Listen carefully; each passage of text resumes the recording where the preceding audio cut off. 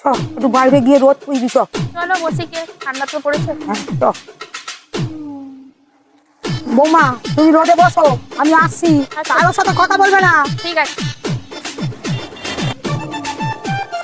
আজকে বদলাম ঠিক তোমায় খাওয়াবো। আমি যাচ্ছি ছেলেকে বলতে আজকে। কি হলো, তুমি একা আসলে কেন? বউ কোথায়? তোর বউ দেখ বাইরে দেখ, রোদ তুলছে না, কে করছে কথা বলছে ছেলেদের সাথে। আয় দিতে। কি বলো, চলো তো দেখি।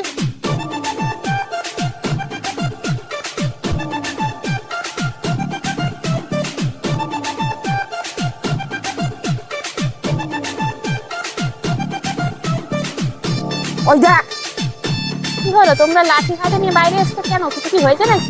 এই তুমি কার সাথে কথা বলছো? মা একটু এগিয়ে বললো তুমি কোন ছেলের সাথে কথা বলছো।